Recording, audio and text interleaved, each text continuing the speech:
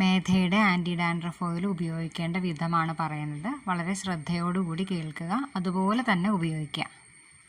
പലതരത്തിൽ താരൻ വരുന്ന ആളുകളുണ്ട്. ചിലർക്ക് വെറുതെ ലൈറ്റായിട്ട് ഡ്രൈ സ്കിൻ പോലെ, അതായത് പൊടി വരുന്ന പോലെ മാത്രമേ ഉണ്ടാവുകയുള്ളൂ. ചിലർക്കത് നല്ല ചൊറിച്ചിലോടെ ആയിരിക്കും, ചിലർക്ക് കുരുക്കളോടെ ആയിരിക്കും, ചിലർക്ക് ചൊറിഞ്ഞ് പൊട്ടി ചോര വരുന്ന അവസ്ഥയായിരിക്കും. അങ്ങനെ പല തരത്തിലാണ് താരൻ ഉണ്ടാകുക. മേധയുടെ ആൻറ്റി ഡാൻഡ്രഫ് ഓയിൽ തലയിലെ ചൊറിച്ചിലും അസ്വസ്ഥതകളും മാറ്റുന്നതാണ്. നമ്മുടെ സ്കാൽപ്പ് പൊളിഞ്ഞിളകുന്ന പോലത്തെ അവസ്ഥയുണ്ടെങ്കിൽ അത് കുറയ്ക്കാൻ സഹായിക്കും. താരൻ മൂലമുള്ള മുടി കൊഴിച്ചിലാണെങ്കിൽ അത് നല്ല രീതിയിൽ കുറയ്ക്കും. നമുക്ക് ഡെയിലി യൂസ് ചെയ്യുന്നതുകൊണ്ട് യാതൊരുവിധ കുഴപ്പമില്ല. കെമിക്കലുകളോ പാരബനോ ആർട്ടിഫിഷ്യൽ കളേഴ്സോ അതല്ലെങ്കിൽ ഫ്രാഗ്രൻസോ ഒന്നും തന്നെ യൂസ് ചെയ്യുന്നില്ല. കൃത്യമായിട്ട് ഉപയോഗിച്ച് ഈ താരൻ മാറ്റിയെടുത്തില്ലെങ്കിൽ ഒരുപാട് പ്രശ്നങ്ങൾ വേറെ ഉണ്ടാകും. അതായത് നമ്മുടെ നെറ്റിയിലും കവിളിലും ഒക്കെ ചെറിയ കുരുക്കൾ ഉണ്ടാകാനായിട്ടുള്ള ചാൻസ് ഉണ്ട്. ചൊറിച്ചിലും വീക്കവും കൂടി വരും. തലയിൽ മുറിവുകൾ, കുരുക്കളൊക്കെ വരാം. മുടി കൊഴിച്ചിൽ നല്ല രീതിയിൽ വരാം. മുടി തിന്നായിട്ട് മാറാം. കൺപീലികളിലും കൺപോളകളിലും ഒക്കെ പൂപ്പൽബാധ പോലെ ഉണ്ടാകാം. ചിലർക്കത് മൂക്കിലേക്ക്, ആണുങ്ങൾക്ക് മീശയിലേക്ക്, ചെവിയുടെ ഉള്ളിലുള്ള രോമങ്ങളിലേക്കൊക്കെ പടർന്ന് കാണാറുണ്ട്. അതുകൊണ്ട് കൃത്യമായി പറയുന്നത് പോലെ തന്നെ ഉപയോഗിക്കേണ്ട വിധം ഇങ്ങനെയാണ്. ഒരു പാത്രത്തിൽ എണ്ണ എടുത്ത് വയ്ക്കുക, ആവശ്യത്തിനുള്ളത് മാത്രം.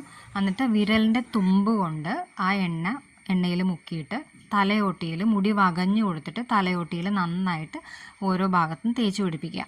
എന്നിട്ട് നല്ല രീതിയിൽ മസാജ് കൊടുക്കുക. മസാജ് നിർബന്ധമാണ്. 15 മിനിറ്റിന് ശേഷം നമ്മൾ എന്തെങ്കിലും വുഡൻ കോമ്പ്, നീം കോമ്പ് ഉപയോഗിക്കാം. അതിപ്പോൾ മേധയ്ക്ക് നീം കോമ്പുണ്ട്, അതുപോലെ ഏതെങ്കിലും ഒരു നീം കോമ്പ്. വുഡൻ കോമ്പ് ഉപയോഗിക്കേണ്ടത് നിർബന്ധമുള്ളൊരു കാര്യമാണ്. കാരണം നമ്മുടെ മുടിയുടെ ഘർഷണം കുറയ്ക്കുന്നത് കൊണ്ട് തന്നെ മുടി പൊട്ടിപ്പോകാനുള്ള ചാൻസ് വളരെയധികം കുറയ്ക്കാനായിട്ട് വുഡൻ കോമ്പ് സഹായിക്കും. എന്നിട്ട് നന്നായിട്ട് ചീകി വൃത്തിയാക്കുക. അതിനുശേഷം മേധയുടെ താളിപ്പൊടി ഉപയോഗിച്ചിട്ട്, അതല്ലെങ്കിൽ വളരെ മൈൽഡായിട്ടുള്ള ഏതെങ്കിലും ഷാമ്പു യൂസ് ചെയ്തിട്ട് കഴുകിക്കളയുക. അങ്ങനെ കഴുകിക്കളയുമ്പോൾ എണ്ണമയം നീക്കം ചെയ്യുകയും വേണം, പക്ഷേ ഡ്രൈ ആക്കാനും പാടില്ല. അതുകൊണ്ടാണ് മേധയുടെ താളിപ്പൊടി യൂസ് ചെയ്യാൻ പറഞ്ഞത്. അതിലാണെങ്കിൽ ആര്യവേപ്പിൻ്റെ ഇലയും ചെമ്പരത്തി ഇലയും കുറുന്തോട്ടി ഇലയും പൊടിച്ചതായതുകൊണ്ട് ഈ അണുബാധകൾ ചെറുക്കാനും കുറച്ചുകൂടെ സ്പീഡിൽ താരൻ മാറ്റാനും സഹായിക്കും. ഷാമ്പൂ പോലെ കെമിക്കൽസ് ഒന്നും ഇല്ലാത്തതാണ്, ഡ്രൈനെസ് ഉണ്ടാക്കാത്തതാണ്. നമ്മൾ ചീകുന്ന ചീപ്പും തല തോർത്താൻ ഉപയോഗിക്കുന്ന തോർത്തും നിർബന്ധമായിട്ടും ചൂടുവെള്ളത്തിൽ കഴുകി ഉപയോഗിക്കണം. താരൻ എന്ന് പറയുന്നത് തിരിച്ചു വരാൻ സാധ്യതയുള്ള ഒരു അണുബാധയായതുകൊണ്ട് ഉപയോഗിക്കുന്ന അത്രയും ദിവസം കണ്ടിന്യൂസ് ആയിട്ട് തന്നെ യൂസ് ചെയ്യണം. ഒരു ദിവസം പോലും മുടങ്ങാൻ പാടില്ല. നിങ്ങൾക്ക് താരൻ ചിലർക്ക് 2-3 ദിവസം കൊണ്ട് അത് പൂർണ്ണമായിട്ട് മാറിക്കിട്ടും. അങ്ങനെയാണെങ്കിൽ ഒരു ദിവസം കൂടെയൊക്കെ എക്സ്ട്രാ ഉപയോഗിച്ചതിന് ശേഷം അത് സ്റ്റോപ്പ് ചെയ്യാം. പിന്നെ ആഴ്ചയിൽ ഒരിക്കൽ ഒരു ഫോളോ അപ്പ് പോലെ വേണമെങ്കിൽ ഒന്ന് ഉപയോഗിച്ചാൽ മതിയാകും. അങ്ങനെ നമുക്കത് പൂർണ്ണമായിട്ടും മാറ്റിയെടുക്കാൻ പറ്റും. പില്ലോ കവറുകൾ ഡെയിലി മാറ്റാൻ പറ്റുന്നെങ്കിൽ അതാണ് ഏറ്റവും നല്ലത്. കാരണം പില്ലോ കവറിൽ ഒരുപാട് ഈ നമ്മുടെ തലയിൽ നിന്ന് വീഴുന്ന താരൻ്റെ അംശങ്ങൾ, എണ്ണയുടെ അംശങ്ങളൊക്കെ ഉണ്ടാകും. ഇത് വീണ്ടും തലയിലേക്ക് തിരിച്ച് താരൻ പ്രവേശിക്കാനും അതുപോലെ നെറ്റിയിലൊക്കെ കുരുക്കളുണ്ടാവാനും സ്കിന്നിൽ ചൊറിച്ചിലുണ്ടാകാനും ഒക്കെ ഇടയുണ്ടാക്കുന്നത് കൊണ്ട് പില്ലോ കവർ ഡെയിലി മാറ്റുക. അതല്ലെങ്കിൽ ഒരു ടവൽ വിരിച്ച് കിടന്നുറങ്ങുക. അതിനുശേഷം ദിവസവും ആ ടവൽ കഴുകുക. വൃത്തി വളരെ പ്രധാനമായിട്ടുള്ള കാര്യമാണ്. അതുകൊണ്ട് തന്നെ മറ്റുള്ളവരുടേതായിട്ടുള്ള ഇത്തരം സാധനങ്ങളൊന്നും തന്നെ ഉപയോഗിക്കാതിരിക്കുക. വീട്ടിൽ മറ്റുള്ളവർക്ക് താരനുണ്ടെങ്കിൽ എല്ലാവരും ഒന്നിച്ച് ഓയിൽ ഉപയോഗിച്ച് ഇതേ ഒരു സിസ്റ്റം ഫോളോ ചെയ്ത് അത് ഒരുപോലെ മാറ്റിയെടുക്കുക.